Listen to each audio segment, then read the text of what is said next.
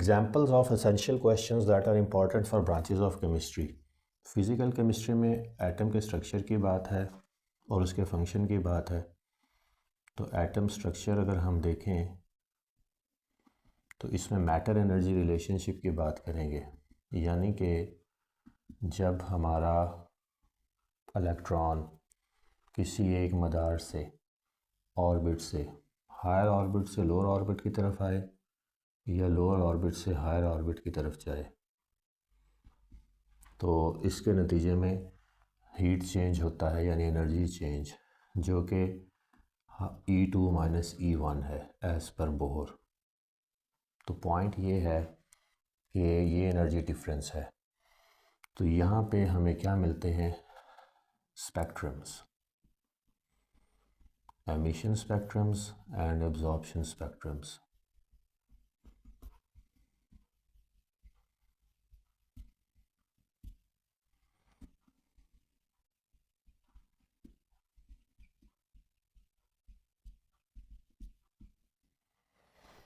तो ये है वो एटम के स्ट्रक्चर की बात। जब भी फ़िज़िकल क्वांटिटीज़ की बात आएगी या फ़िज़िक्स की बात आएगी, मैटर एनर्जी रिलेशनशिप की बात आएगी, तो वहाँ पे हम जो है ये एमिशन एंड एब्जॉर्प्शन स्पेक्ट्रम की बात करेंगे। दूसरी बात कर रहा है कि डिफरेंट टाइप्स ऑफ बॉन्डिंग जो हैं ये क्या हैं और कैसे फंक्शन करती हैं। तो हम जानते हैं कि बॉन्ड्स आयनिक भी हैं, कोवलेंट भी हैं, कोऑर्डिनेट कोवलेंट भी हैं, मेटालिक भी हैं।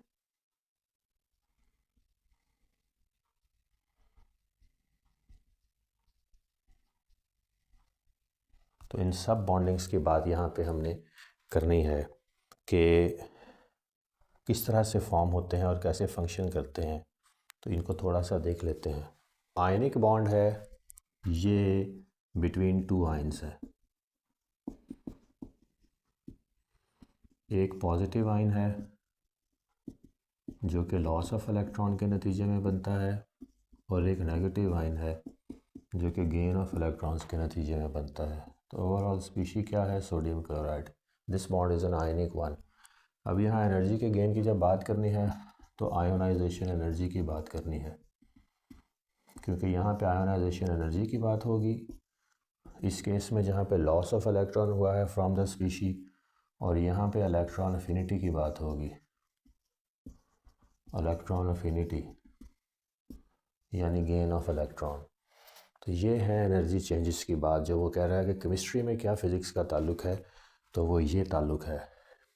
इसके बाद डियर स्टूडेंट्स ऑर्गेनिक केमिस्ट्री की बात कर रहा है कि ऑर्गेनिक केमिस्ट्री में why carbon is considered the backbone of organic compounds and what are the major functional groups and how they do affect the. अब ये तफसीली सवाल है। सबसे पहले कार्बन बैकबोन क्यों है? क्योंकि कार्बन इज़ टेट्रावेलेंट। ये जो टेट्रावेलेंसी है कार्बन की, ये इसको यूनिक बनाती है from any other species, from any other substance, from any other element. Tetravalent और भी हैं, लेकिन कार्बन में ये कैपेसिटी है कि ये फोर डिफरेंट सब्सटीट्यूएंट्स को भी अपने साथ बॉन्ड बनाने की इजाज़त देती है। मिसाल के तौर पर यहाँ पे ये कार्बन के साथ 4 हाइड्रोजन्स हैं, सिमिलर ग्रुप्स हैं, और ये मीथेन का मॉलिक्यूल है। लेकिन कार्बन के साथ आपको मिथाइल ग्रुप भी मिल जाएगा, हाइड्रोक्सी ग्रुप भी अटैच हो जाएगा, कार्बन के साथ यहाँ पे हैलोजन भी आ जाएगा, कार्बन के साथ यहाँ पे कोई मेटालिक ग्रुप भी लग सकता है, फॉर इंस्टेंस सोडियम आयंस या सोडियम मेटल। बनेंगे कैसे, ये एक तफसीली बहस है, लेकिन carbon has the ability to form bonds with 4 different substituents. ये वाला जो करेक्टरिस्टिक है ये बहुत कम एलिमेंट्स में है, बल्कि कार्बन में ही है।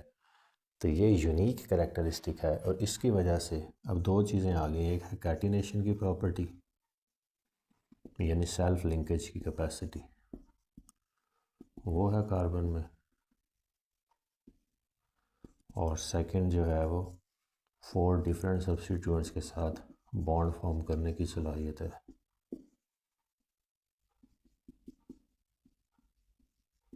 Major groups in organic compounds की वो बात कर रहा है। यहाँ पे कार्बन के साथ काफ़ी सारे, ये एक डबल बॉन्ड लग सकता है और ये मिथाइल ग्रुप्स है यानी आर के लिए। इसी तरह से COOH, this is an aldehydic group, this is COOH carboxylic group. तो यहाँ सब जो है ये कार्बन के साथ दूसरे ग्रुप से अटैच्ड हैं और ये डिफरेंट फंक्शनल ग्रुप्स हैं। इसी तरह से कार्बन के साथ दोनों साइडों पे OR, ये OR आ जाएगा तो दिस इज़ एन ईथर, यानी यहाँ पे कार्बन के साथ ये भी मिथाइल ग्रुप है कोई फॉर इंस्टेंस और ये भी CH2 है, तो this compound is called an ether. और इसी तरह से अगर ये कार्बोक्सिलिक ग्रुप आ जाएगा तो फिर जो है ये कंपाउंड जो है ये ईस्टर कहलाएगा। तो ये हैं many types of functional groups जो कि कार्बन की इंटरैक्टिव कैपेबिलिटी की वजह से फॉर्म होते हैं। अब इनऑर्गेनिक केमिस्ट्री की बात वो कह रहे हैं what distinguishes inorganic compounds from organic compounds.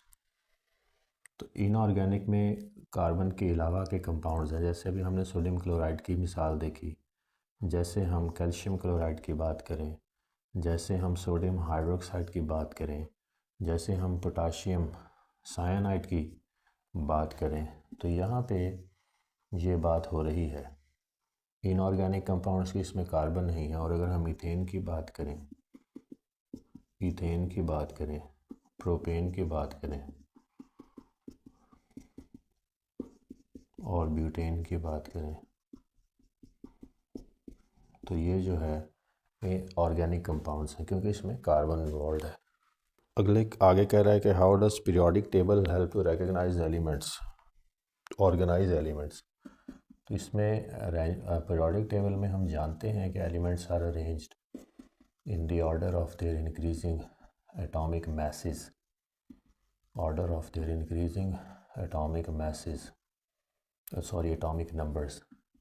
पहले मैसेस के साथ था, फिर नंबर्स पे बात आ गई, तो फिर पीरियोडिसिटी है, फिर रेपिटेशन ऑफ प्रॉपर्टीज़ है एट रेगुलर इंटरवल्स। तो इसलिए ये है। तो फिर सिमिलर एलिमेंट्स जो हैं वो एक ग्रुप्स में आ गए।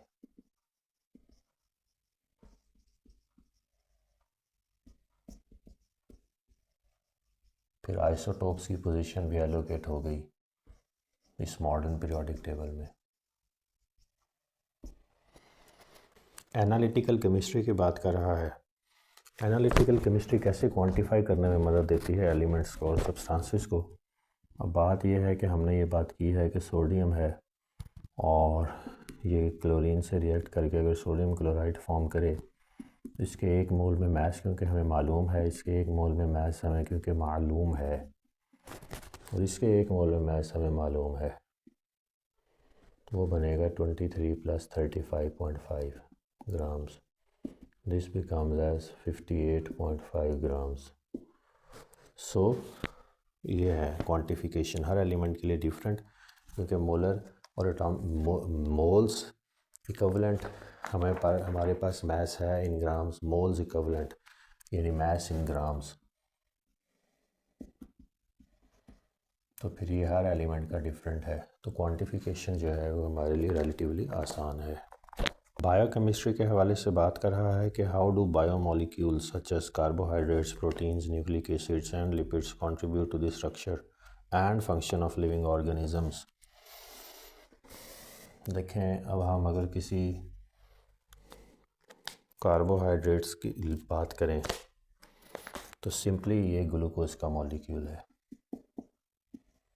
और ये डिफरेंट पैटर्न्स में एक दूसरे के साथ जुड़े हैं, यानी कि कार्बन ये इस तरह से है, कार्बन्स कार्बन्स और 1 2 3 4 5 6 कार्बन्स, और यहाँ पे कार्बन के साथ हाइड्रोजन है और ऑक्सीजन, हाइड्रॉक्सिल ग्रुप है। इसी तरह से यहाँ पे भी कार्बन के साथ हाइड्रोजन है, हाइड्रॉक्सिल ग्रुप है, हाइड्रॉक्सिल ग्रुप है, हाइड्रोजन है, हाइड्रॉक्सिल ग्रुप है, हाइड्रोजन है, इस तरह से करके ये हमारे पास स्ट्रक्चर आता है। ये चिरैलिटी का फैक्टर भी है यहाँ पे, इसलिए इनकी पोजीशंस कहीं पे डिफ़र भी करेंगी हाइड्रोजन और हाइड्रोक्सिल की। इन शॉर्ट ये है हमारे पास। अब यहाँ देखें C6 है 1 2 3 4 5 6, H 1 2 3 4 5 6 7 8 9 10 11 12 हो गए। O जो है 1 2 3 4 5 6। तो ये अब ग्लूकोज है।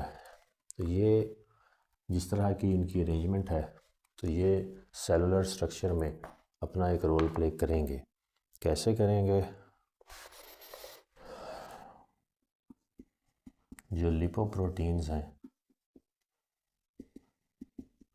ये हमारे सेल मेम्ब्रेन का कॉन्स्टिट्यूएंट है, और प्रोटीन्स जो हैं ये अमाइनो एसिड्स के स्मॉल यूनिट्स हैं। इसी तरह से जो लिपिड्स हैं वो कार्बोक्सिलिक एसिड्स के स्मॉल यूनिट्स हैं, कार्बोक्सिलिक एसिड्स के। तो इस तरह से ये फिर हमारे फिज़िकल स्ट्रक्चर में भी रोल प्ले कर रहे हैं, और बॉडी के जो इंग्रेडिएंट्स हैं वो उनकी ट्रांसपोर्ट, एक्टिव ट्रांसपोर्ट और पैसिव ट्रांसपोर्ट, डिफ्यूजन, ऑस्मोसिस में भी इनका एक कलीदी किरदार है न्यूट्रिशन की मूवमेंट्स में अक्रॉस सेल मेम्ब्रेन। अब हम एनवायरनमेंटल केमिस्ट्री की बात करेंगे। अब ये एनवायरनमेंटल केमिस्ट्री जो है ये टॉक्सिन से रिलेटेड है प्राइमरीली। कह रहा है how do human activities contribute and the role of greenhouse gases. Human activities का सबसे बड़ा रोल तो कंबस्शन ऑफ फॉसिल फ्यूल्स है। कंबस्शन ऑफ फॉसिल फ्यूल्स के नतीजे में हमारा जो एटमॉस्फेयर है ख़ास तौर पर वो पोल्यूट हो रहा है, और सिर्फ एटमॉस्फेयर ही पोल्यूट नहीं हो रहा, बल्कि जो हमारा ग्राउंड है यानी सरफेस ऑफ द अर्थ है वहाँ पे भी क्या हो रहा है कि पाइलिंग अप ऑफ वेस्ट है।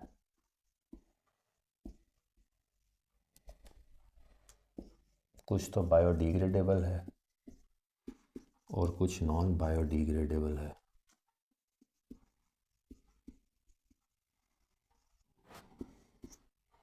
अब ये जो नॉन बायोडिग्रेडेबल है ये असल इशू है, जिसमें प्लास्टिक आ जाता है, पॉलीथीन वगैरह, ये नॉन बायोडिग्रेडेबल है। तो पॉइंट ये है कि हमने अपनी ज़मीन की सरफेस को बायोडिग्रेडेबल और नॉन बायोडिग्रेडेबल दोनों किस्म के वेस्ट से भर दिया है। जो नॉन बायोडिग्रेडेबल है जैसे कि प्लास्टिक है, हमारे पॉलीमर्स हैं, तो ये जो हैं ये न्यूसेंस क्रिएट करते हैं। ये बर्न होंगे तो ग्रीन हाउस गैसेस रिलीज़ करेंगे। तो इनकी बर्निंग या इनकी एक्यूमुलेशन, खाली एक्यूमुलेशन भी फाइनली रिज़ल्ट करती है in the release of carbon dioxide, carbon monoxide, water vapours and compounds of nitrogen and compounds of sulphur. Medicinal chemistry की बात कर रहा है, how are drugs design and developed for therapeutic purposes. तो इसमें basically organic compounds हैं, compounds of carbon और hydrogen हैं।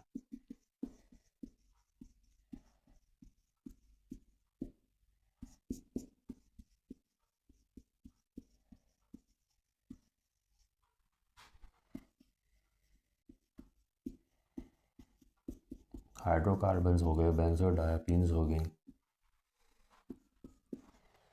और बेंजीन के कंपाउंड्स जो बेंजोडायापीन्स में कह रहा हूँ, compounds of benzenes like benzodiazepines वगैरह।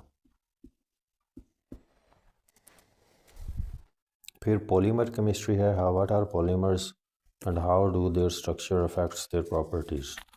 पॉलीमर की बात हमने अभी प्लास्टिक के रेफरेंस से की है, लेकिन बात यही है कि स्ट्रक्चर से प्रॉपर्टीज़ का इफेक्ट तो डायरेक्टली होगा। अगर ये इथीन से पॉलीइथाइलिन बन रही है तो जो इसका स्ट्रक्चर है उसी का वही इसका फंक्शनैलिटी भी है।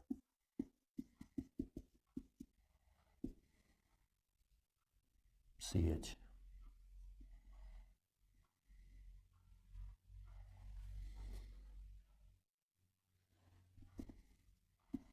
अब ये एक इथीन का मॉलिक्यूल है जिससे पॉलीइथाइलिन बनता है।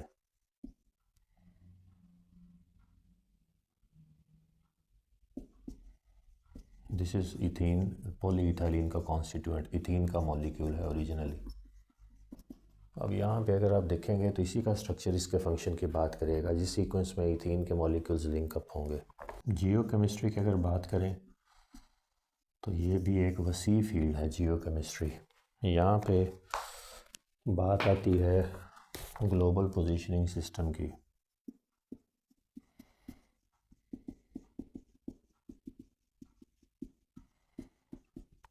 यहाँ पे बात आती है नेविगेशन सिस्टम्स की। यहाँ पे बात आती है टोपोग्राफी की।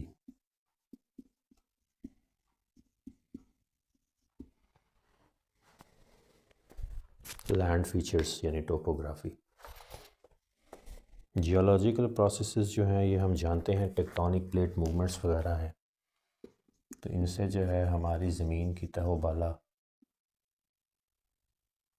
ज़मीन की जो है वो system,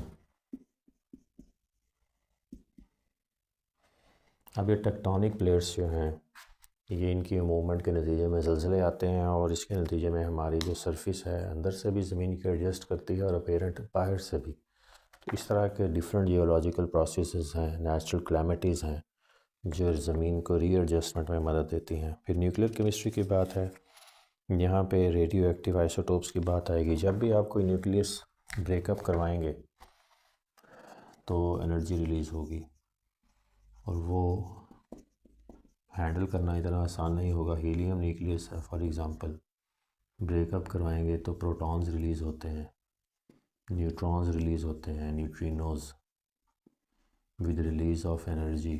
This is isotopic, this is energy which is radioactive in nature, needs to be curtailed, otherwise it's lethal. Astronomy की बात कर रहा है, astronomy की बात कर रहा है what type of reactions occur in astronomical environment. Ionisation reactions हैं ज़्यादातर, क्योंकि वहाँ पे टेम्परेचर जो है वो बहुत ज़्यादा है और उसकी वजह से टेम्परेचर और प्रेशर की एक्सट्रीम वेरिएशंस की वजह से, एक्सट्रीम वेरिएशन की वजह से जो है वो वहाँ पे आयोनाइजेशन रिएक्शन, पॉजिटिव आयंस और नेगेटिव आयंस की बहुतात है, जिसके नतीजे में ये आयोनाइजेशन होती है और फिर वो एक प्लाज्मा लाइक स्टेट प्रेजेंट होती है अपर एटमॉस्फेयर में या हमारे जो है वो एस्ट्रोनॉमिकल एनवायरनमेंट में, इन शॉर्ट।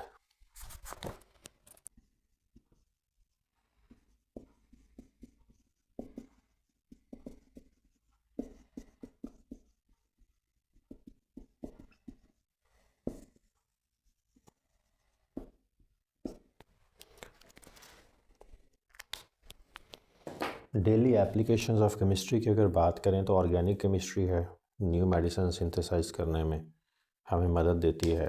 बेंजीन्स की बात हम कर चुके हैं, बेंजीन से बेंजोडायापीन्स की बात हम कर चुके हैं। इसके अलावा बेंजीन से बेंजोइक एसिड है, ये एक मैं लिख देता हूँ, ये ओइक एसिड है, COOH।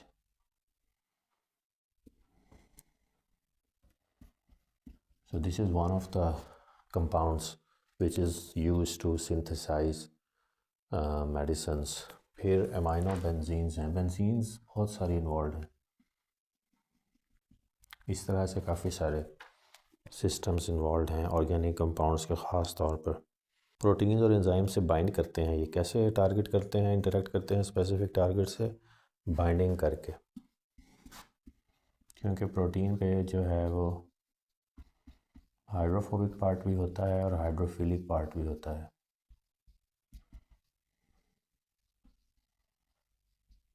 तो ये सबस्ट्रेट के तौर पर अटैच होकर जो है वो बाइंड कर जाते हैं।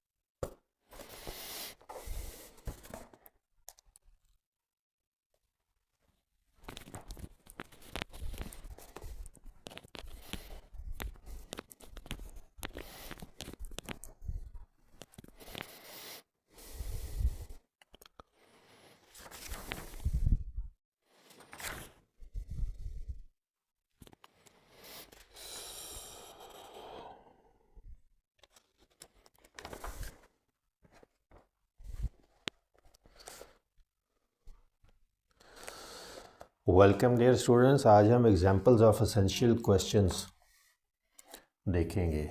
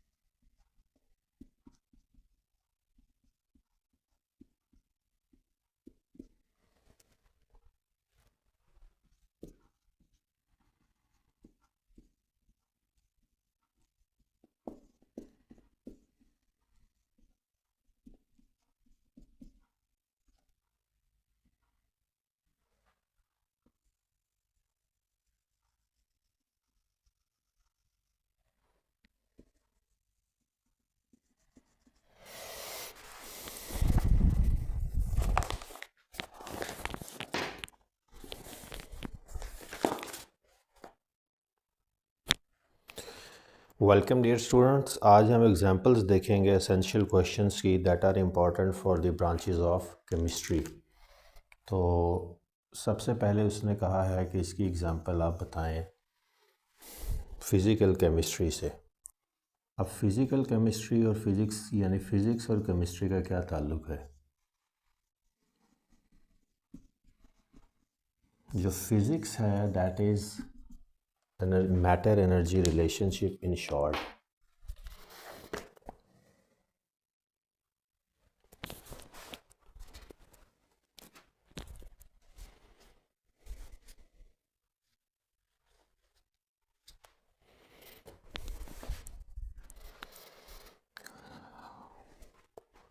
वेलकम डियर स्टूडेंट्स, आज हम एग्जांपल्स देखेंगे एसेंशियल क्वेश्चंस की that are important for branches of chemistry. तो सबसे पहले फ़िज़िकल केमिस्ट्री की बात करते हैं। Physical chemistry is a branch of chemistry.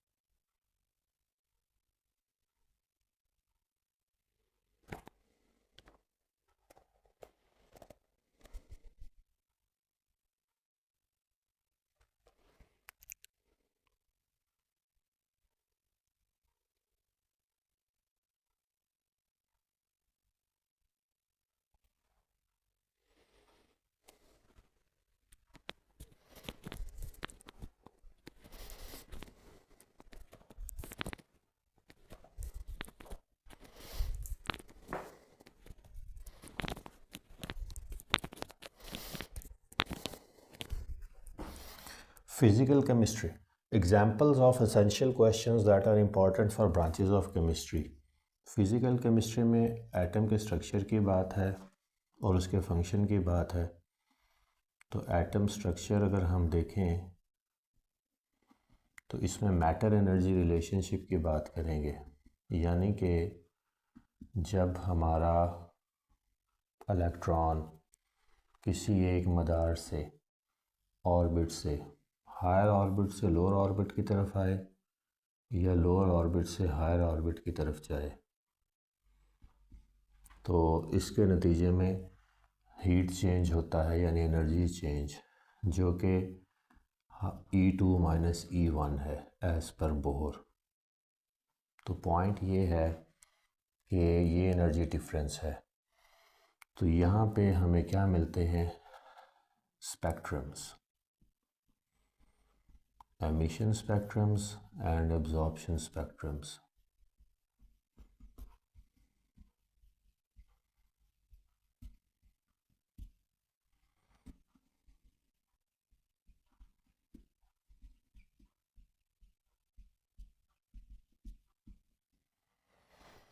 तो ये है वो एटम के स्ट्रक्चर की बात। जब भी फ़िज़िकल क्वांटिटीज़ की बात आएगी या फ़िज़िक्स की बात आएगी, मैटर एनर्जी रिलेशनशिप की बात आएगी, तो वहाँ पे हम जो है ये एमिशन एंड एब्जॉर्प्शन स्पेक्ट्रम की बात करेंगे।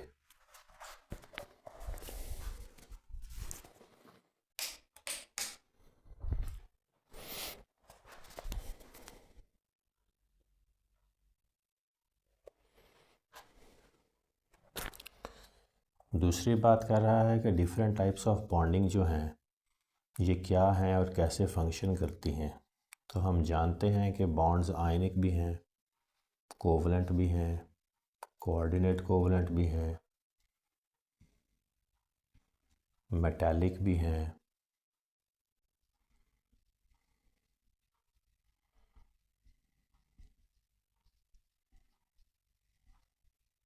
तो इन सब बॉन्डिंग्स की बात यहाँ पे हमने करनी है कि किस तरह से फॉर्म होते हैं और कैसे फंक्शन करते हैं। तो इनको थोड़ा सा देख लेते हैं।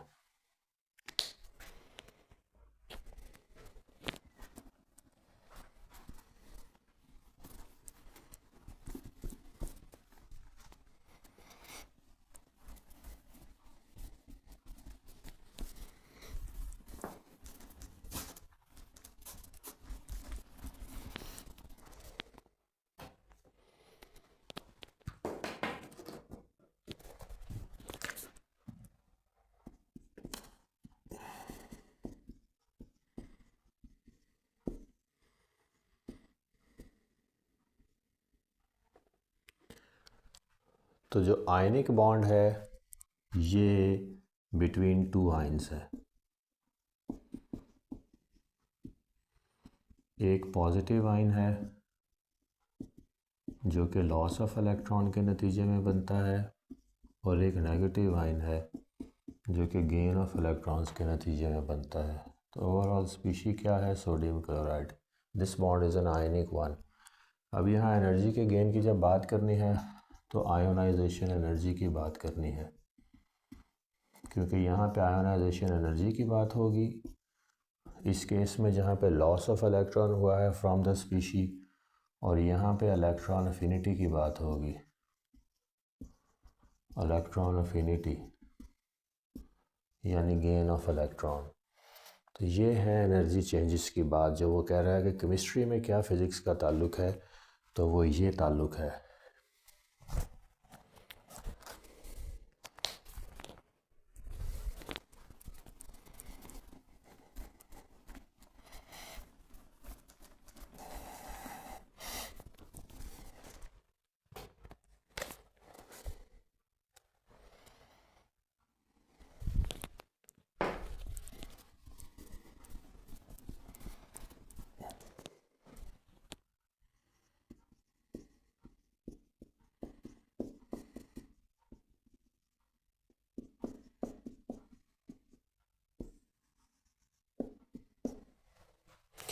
इसके बाद डियर स्टूडेंट्स ऑर्गेनिक केमिस्ट्री की बात कर रहा है कि ऑर्गेनिक केमिस्ट्री में why carbon is considered the backbone of organic compounds and what are the major functional groups and how they do affect the. अब ये तफसीली सवाल है। सबसे पहले कार्बन बैकबोन क्यों है? क्योंकि कार्बन इज़ टेट्रावेलेंट। ये जो टेट्रावेलेंसी है कार्बन की, ये इसको यूनिक बनाती है from any other species, from any other substance, from any other element. Tetravalent और भी हैं, लेकिन कार्बन में ये कैपेसिटी है कि ये 4 डिफरेंट सब्सटीट्यूएंट्स को भी अपने साथ बॉन्ड बनाने की इजाज़त देती है। मिसाल के तौर पर यहाँ पे ये कार्बन के साथ 4 हाइड्रोजन्स हैं, सिमिलर ग्रुप्स हैं, और ये मीथेन का मॉलिक्यूल है। लेकिन कार्बन के साथ आपको मिथाइल ग्रुप भी मिल जाएगा, हाइड्रोक्सी ग्रुप भी अटैच हो जाएगा। कार्बन के साथ यहाँ पे हैलोजन भी आ जाएगा। कार्बन के साथ यहाँ पे कोई मेटालिक ग्रुप भी लग सकता है, फॉर इंस्टेंस सोडियम आयंस या सोडियम मेटल। बनेंगे कैसे, ये एक तफसीली बहस है। लेकिन carbon has the ability to form bonds with 4 different substituents. ये वाला जो करेक्टरिस्टिक है ये बहुत कम एलिमेंट्स में है, बल्कि कार्बन में ही है। तो ये यूनिक कैरेक्टरिस्टिक है और इसकी वजह से अब दो चीज़ें आ गई। एक है कैटिनेशन की प्रॉपर्टी यानी सेल्फ लिंकेज की कैपेसिटी, वो है कार्बन में, और सेकंड जो है वो 4 डिफरेंट सब्स्टिट्यूएंट्स के साथ बॉन्ड फॉर्म करने की सलाहियत है।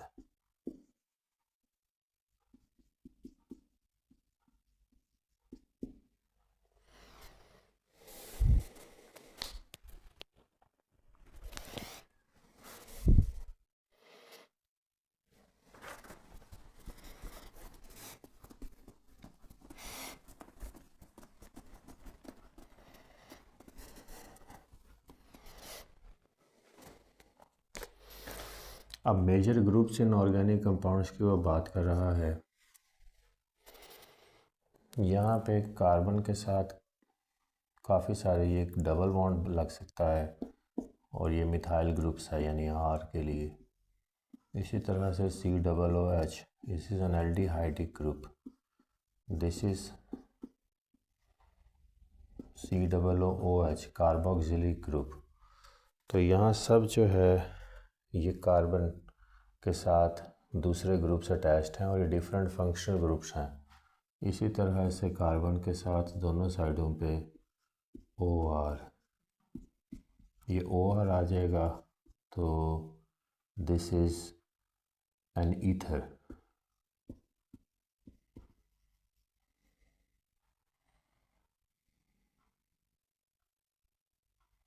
यानी यहाँ पे कार्बन के साथ ये भी मिथाइल ग्रुप है कोई फॉर इंस्टेंस, और ये भी CH2 है, तो this compound is called an ether.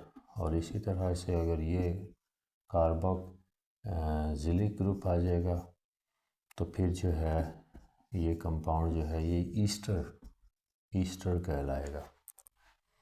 तो ये है many types of functional groups जो कि कार्बन की इंटरैक्टिव कैपेबिलिटी की वजह से फॉर्म होते हैं।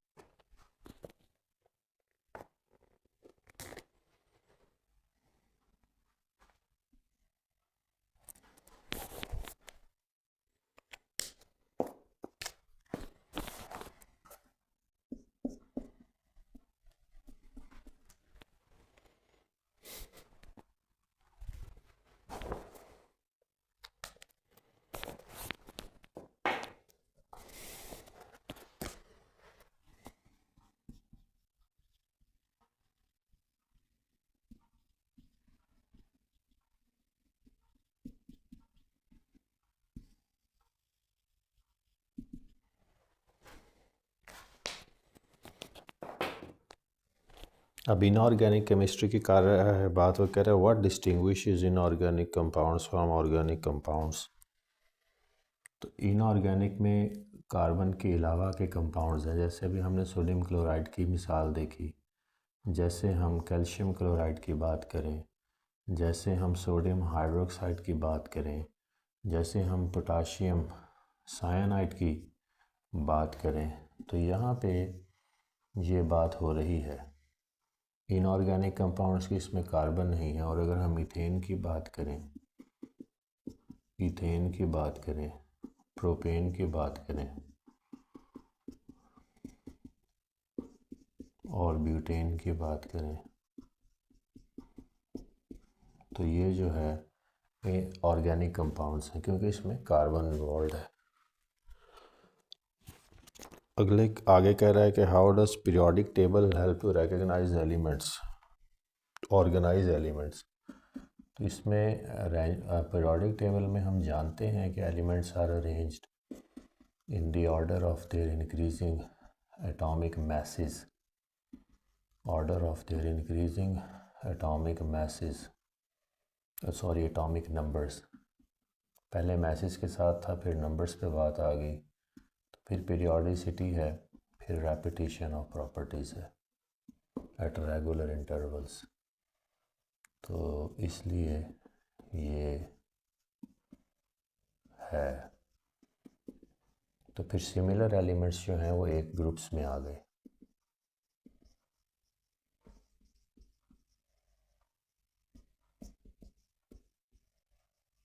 फिर आइसोटोप्स की पोजीशन भी एलोकेट हो गई इस मॉडर्न पीरियोडिक टेबल में।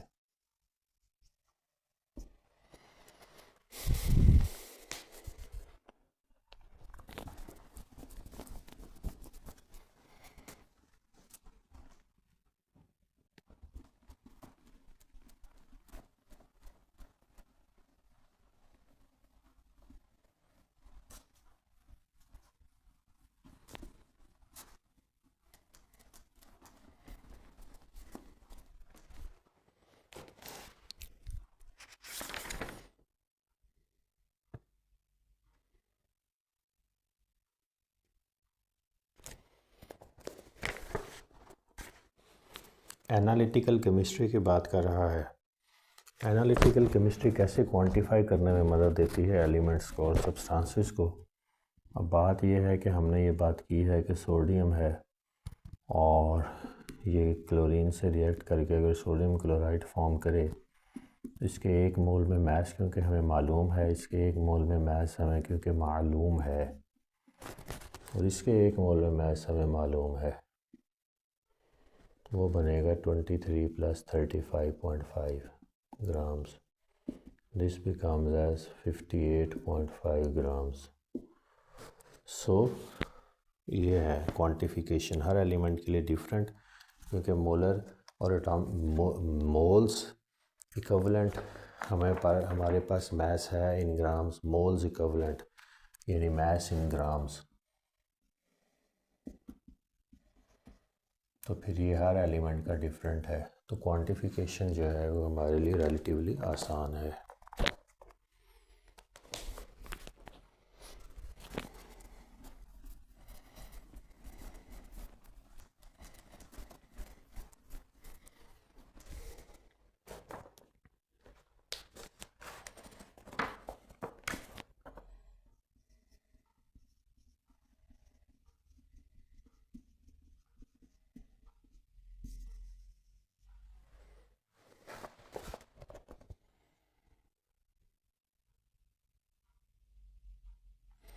बायोकेमिस्ट्री के हवाले से बात कर रहा है कि how do biomolecules such as carbohydrates, proteins, nucleic acids and lipids contribute to the structure and function of living organisms.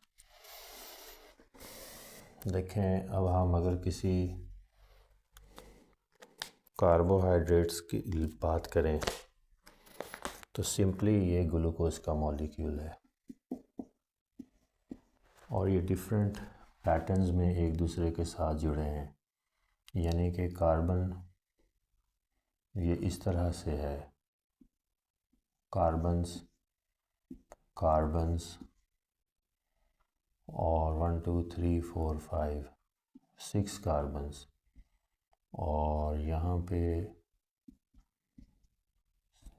Carbon के साथ हाइड्रोजन है और ऑक्सीजन, हाइड्रॉक्सिल ग्रुप है। इसी तरह से यहाँ पे भी कार्बन के साथ हाइड्रोजन है, हाइड्रॉक्सिल ग्रुप है, हाइड्रॉक्सिल ग्रुप है, हाइड्रोजन है, हाइड्रॉक्सिल ग्रुप है, हाइड्रोजन है। इस तरह से करके ये हमारे पास स्ट्रक्चर आता है। ये चिरैलिटी का फैक्टर भी है यहाँ पे, इसलिए इनकी पोजीशंस कहीं पे डिफ़र भी करेंगी हाइड्रोजन और हाइड्रॉक्सिल की। इन शॉर्ट ये है हमारे पास। अब यहाँ देखें C6 है 1 2 3 4 5 6, H 1 2 3 4 5 6 7 8 9 10 11 12 हो गए। O जो है 1 2 3 4 5 6। तो ये अब ग्लूकोज है। तो ये जिस तरह की इनकी अरेंजमेंट है, तो ये सेलुलर स्ट्रक्चर में अपना एक रोल प्ले करेंगे। कैसे करेंगे? जो लिपोप्रोटीन्स हैं ये हमारे सेल मेम्ब्रेन का कॉन्स्टिट्यूएंट है। और प्रोटीन्स जो हैं ये अमाइनो एसिड्स के स्मॉल यूनिट्स हैं। इसी तरह से जो लिपिड्स हैं वो कार्बोक्सिलिक एसिड्स के स्मॉल यूनिट्स हैं, कार्बोक्सिलिक एसिड्स के। तो इस तरह से ये फिर हमारे फिज़िकल स्ट्रक्चर में भी रोल प्ले कर रहे हैं और बॉडी के जो इंग्रेडिएंट्स हैं वो उनकी ट्रांसपोर्ट, एक्टिव ट्रांसपोर्ट और पैसिव ट्रांसपोर्ट, डिफ्यूजन, ऑस्मोसिस में भी इनका एक कलीदी किरदार है न्यूट्रिशन की मूवमेंट्स में अक्रॉस सेल मेम्ब्रेन।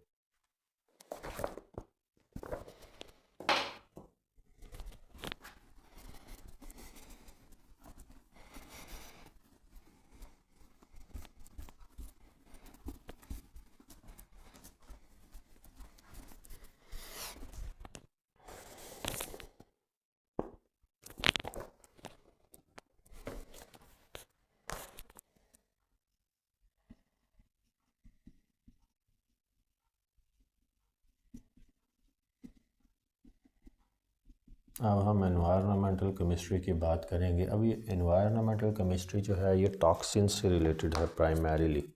कह रहा है how do human activities contribute and role of greenhouse gases. Human activities का सबसे बड़ा रोल तो कंबस्शन ऑफ फॉसिल फ्यूल्स है। कंबस्शन ऑफ फॉसिल फ्यूल्स के नतीजे में हमारा जो एटमॉस्फेयर है ख़ास तौर पर वो पोल्यूट हो रहा है, और सिर्फ एटमॉस्फेयर ही पोल्यूट नहीं हो रहा बल्कि जो हमारा ग्राउंड है यानी सरफेस ऑफ द अर्थ है वहाँ पे भी क्या हो रहा है कि पाइलिंग अप ऑफ वेस्ट है।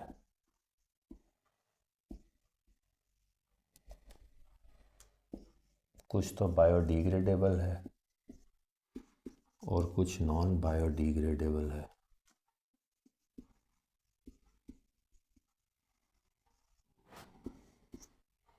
अब ये नॉन बायोडिग्रेडेबल है ये असल इशू है जिसमें प्लास्टिक आ जाता है, पॉलीथीन वगैरह, ये नॉन बायोडिग्रेडेबल है। तो पॉइंट ये है कि हमने अपनी ज़मीन की सरफेस को बायोडिग्रेडेबल और नॉन बायोडिग्रेडेबल दोनों किस्म के वेस्ट से भर दिया है। जो नॉन बायोडिग्रेडेबल है जैसे कि प्लास्टिक है, हमारे पॉलीमर्स हैं, तो ये जो हैं ये न्यूसेंस क्रिएट करते हैं। ये बर्न होंगे तो ग्रीन हाउस गैसेस रिलीज़ करेंगे। तो इनकी बर्निंग या इनकी एक्यूमुलेशन, खाली एक्यूमुलेशन भी फाइनली रिज़ल्ट करती है in the release of carbon dioxide, carbon monoxide, water vapors and compounds of nitrogen and compounds of sulfur.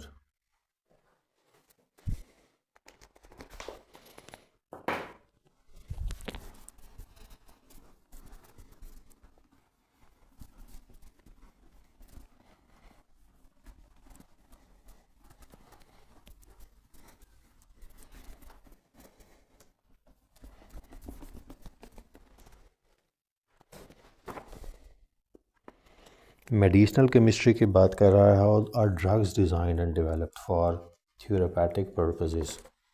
तो इसमें बेसिकली ऑर्गेनिक कंपाउंड्स हैं, compounds of carbon and hydrogen हैं।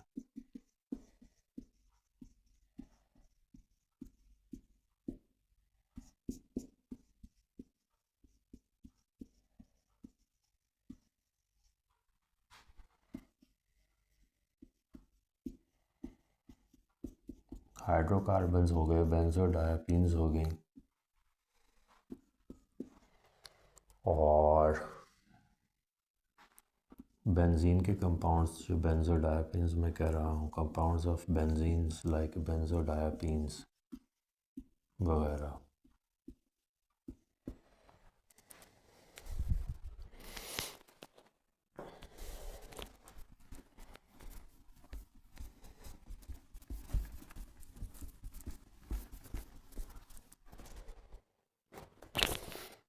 फिर पॉलीमर केमिस्ट्री है, what are polymers and how do their structure affects their properties.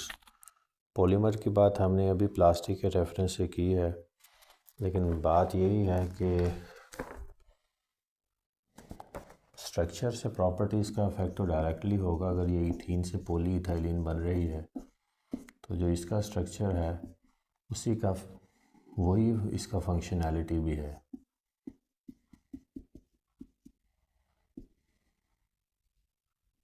CH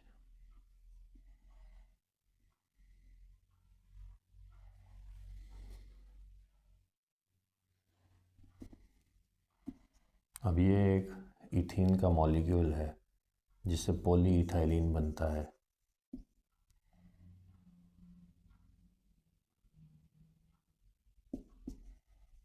this is ethene, polyethylene का constituent ethene का molecule है originally. अब यहाँ पे अगर आप देखेंगे तो इसी का स्ट्रक्चर इसके फंक्शन की बात करेगा, जिस सीक्वेंस में इथीन के मॉलिक्यूल्स लिंक अप होंगे।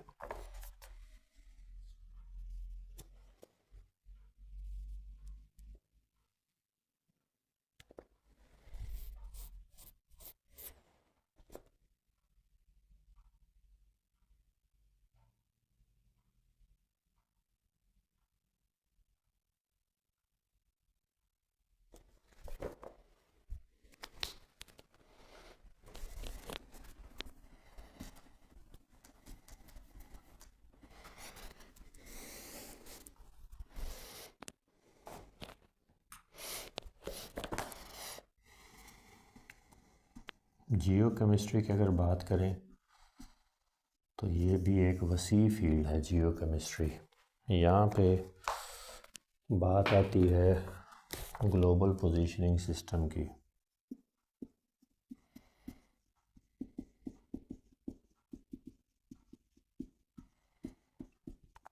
यहाँ पे बात आती है नेविगेशन सिस्टम्स की। यहाँ पे बात आती है टोपोग्राफी की।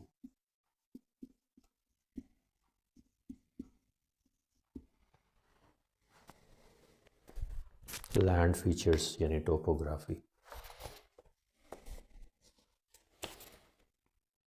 जियोलॉजिकल प्रोसेसेस जो हैं ये हम जानते हैं टेक्टोनिक प्लेट मूवमेंट्स वगैरह हैं, तो इनसे जो है हमारी ज़मीन की तहोबाला, ज़मीन की जो है वो सिस्टम, अब ये टेक्टोनिक प्लेट्स जो हैं ये इनकी मूवमेंट के नतीजे में ज़लज़ले आते हैं और इसके नतीजे में हमारी जो सरफेस है अंदर से भी ज़मीन की एडजस्ट करती है और अपेरेंट बाहर से भी। तो इस तरह के डिफरेंट जियोलॉजिकल प्रोसेसेस हैं, नेचुरल क्लैमिटीज़ हैं जो ज़मीन को रीएडजस्टमेंट में मदद देती हैं। फिर न्यूक्लियर केमिस्ट्री की बात है, यहाँ पे रेडियो एक्टिव आइसोटोप्स की बात आएगी। जब भी आप कोई न्यूक्लियस ब्रेकअप करवाएंगे तो एनर्जी रिलीज़ होगी और वो हैंडल करना इतना आसान नहीं होगा। हीलियम न्यूक्लियस है फॉर एग्ज़ाम्पल, ब्रेकअप करवाएंगे तो प्रोटॉन्स रिलीज़ होते हैं, न्यूट्रॉन्स रिलीज़ होते हैं, neutrinos with release of energy. This is isotopic, this is energy which is radioactive in nature, needs to be curtailed, otherwise it's lethal.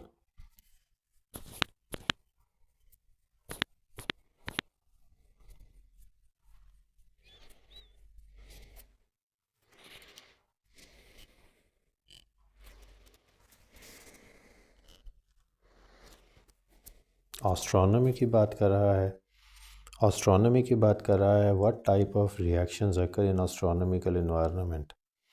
Ionisation reactions हैं ज़्यादातर, क्योंकि वहाँ पे टेम्परेचर जो है वो बहुत ज़्यादा है और उसकी वजह से टेम्परेचर और प्रेशर की एक्सट्रीम वेरिएशंस की वजह से, एक्सट्रीम वेरिएशन की वजह से जो है वो वहाँ पे आयोनाइजेशन रिएक्शन, पॉजिटिव आयंस और नेगेटिव आयंस की बहुतात है, जिसके नतीजे में ये आयोनाइजेशन होती है और फिर वो एक प्लाज्मा लाइक स्टेट प्रेजेंट होती है अपर एटमॉस्फेयर में या हमारे जो है वो एस्ट्रोनॉमिकल एनवायरनमेंट में इन शॉर्ट।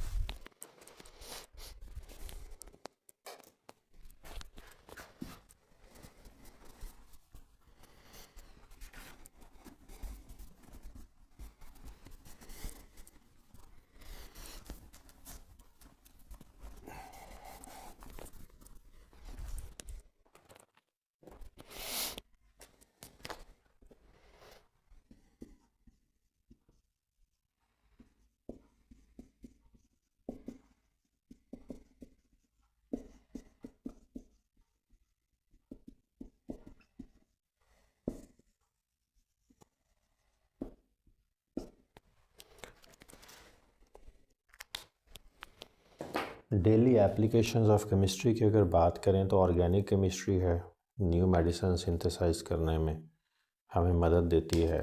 बेंजीन्स की बात हम कर चुके हैं, बेंजीन से बेंजोडायापीन्स की बात हम कर चुके हैं।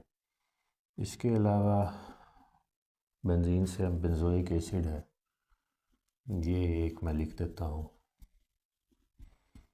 ये ओइक एसिड है, COOH।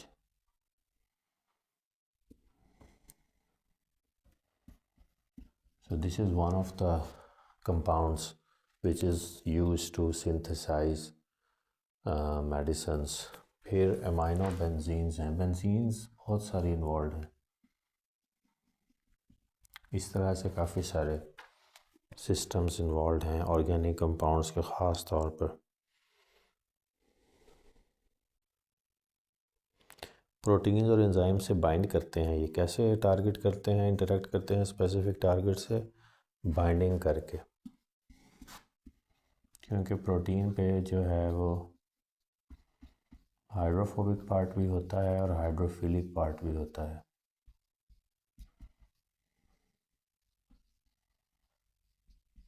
तो ये सबस्ट्रेट के तौर पर अटैच होकर जो है वो बाइंड कर जाते हैं।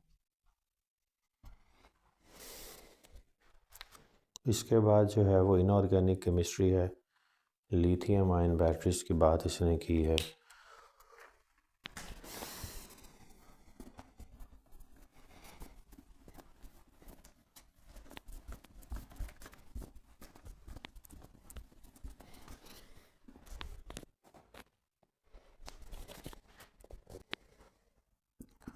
लिथियम आयन बैटरीज की अगर बात करें तो ये हमारे पास मौजूद हैं। अब लिथियम आयन इसलिए कहते हैं कि लिथियम ईज़िली ये ग्रुप 1 की पहली मेंबर है, मेटल है, और ये ईज़िली आयोनाइजेबल नहीं है अपने स्मॉल साइज़ की वजह से, इसलिए इनको आयोनाइज करना एक माने रखता है। ये लिमिटेड हद तक आयोनाइज होंगे लिथियम +1 आयन्स में, इसलिए जो बैटरी में यहाँ जो इलेक्ट्रोड के तौर पर यूज़ होंगे वहाँ पे ये जल्दी कंज्यूम नहीं होंगे। तो lithium ion batteries more sustainable and viable and affordable. Analytical chemistry में फोरेंसिक केमिस्ट्री की बात ही कर रहा है। Forensic chemistry is the application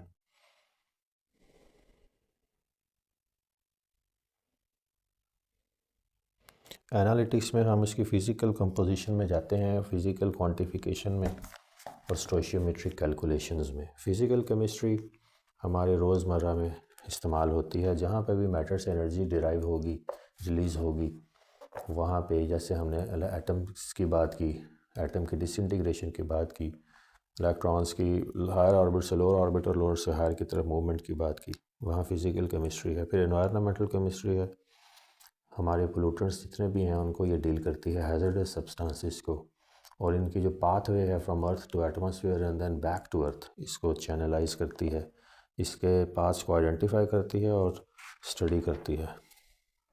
तो साइंस जो है ये सिस्टमेटिक स्टडी है, in short of systematic things है, सिस्टमेटिक स्टडी ऑफ आर। किसी भी चीज़ को जब आप चैनलाइज कर देंगे, चाहे वो लिविंग मॉलिक्यूल्स की बात हो या डेड मैटर की ऑर्गेनिक की बात हो,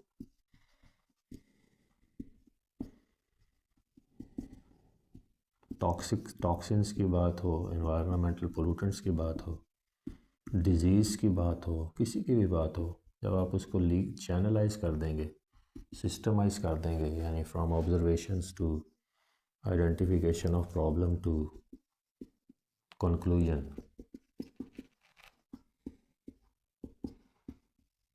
तो ये जो है साइंस है। और टेक्नोलॉजी है, ये साइंटिफिक एडवांसमेंट्स हैं, वो टेक्निक्स जो अप्लाई करके हम अपने काम आसान करते हैं, जैसे जेनेटिक इंजीनियरिंग है, जीन चेंज जिसको कहते हैं।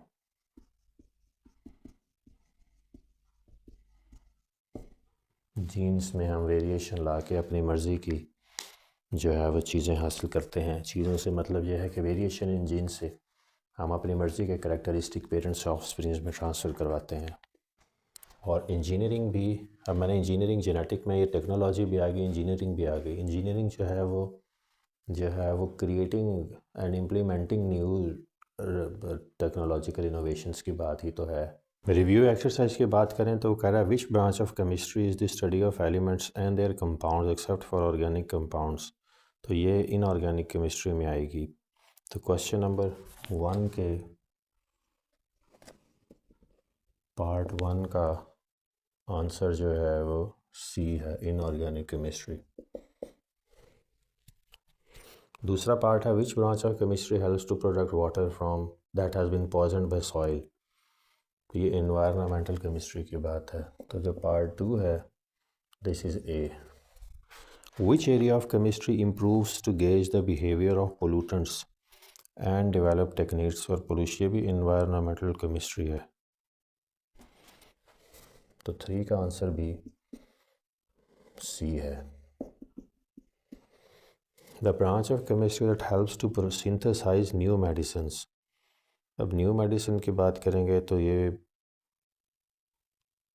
ऑर्गेनिक केमिस्ट्री में ज़्यादा रेलिवेंट लग रहा है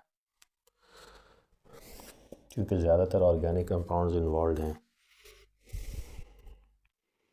The branch of science that helps to understand chemical products and processes that reduce the use of hazardous substances. ये ग्रीन केमिस्ट्री है। 5 का सी। To identify the concentration of a particular solution through titration. Identify the concentration of a particular solution through titration. Concentration की बात आएगी तो analytics की बात आएगी बी।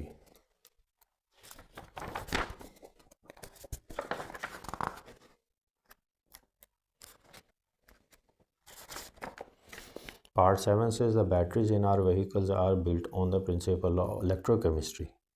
तो ये किसकी एप्लीकेशन है? ये फिज़िकल केमिस्ट्री इसमें ज़्यादा रेलिवेंट है क्योंकि एनर्जी की बात है, मैटर से एनर्जी रिलीज़ कराना या डिराइव करवाना। 9 पार्ट पे ये है 7। 8 पे चले। कहता है कि दी branch of chemistry that is concern with the large scale production of chemical substances. This is industrial chemistry. The branch of chemistry that focuses on the study of polymers, there types, properties. ये polymer industry है। The study of interaction between drugs and biological targets as well as development of new medicine. This is medicinal chemistry. कहता है differentiate between science and technology हम कर चुके हैं। जियो chemistry, astro chemistry की बात कर चुके हैं। Co-relate the use of science technology. Genetic engineering के कॉन्टेक्स्ट में ये बात समझ आएगी जहाँ पे जीन चेंज की बात करते हैं। Chromosome number remains the same but the coding on it is altered to yield or get variations as per our needs। जैसे कि लेयर और ब्रायलर 2 चिकन की वेराइटीज़ हैं। How does forensic chemistry help us. ये fingerprint से related है forensic जो है, और ये हमें हेल्प करती है डिटेक्ट करने में footprints of people and identifying the cause of a particular violent activity like theft. What are the uses of nuclear chemistry. Nuclear energy की बात करते हैं, फ्यूजन की और फ्यूजन की। एटम्स को डिसइंटीग्रेट किया जाता है और आइसोटोप्स, ख़ास तौर पे जो एलिमेंट्स इनके जो आइसोटोप्स अवेलेबल हैं वो रेडियो एक्टिव होते हैं। उनसे अल्फ़ा बीटा गैमा रेज हासिल की जाती हैं। उनको चैनलाइज करके तो एनर्जी सिंथेसिस की जाती है, एनर्जी को सिंथेसाइज किया जाता है, प्रोड्यूस किया जाता है।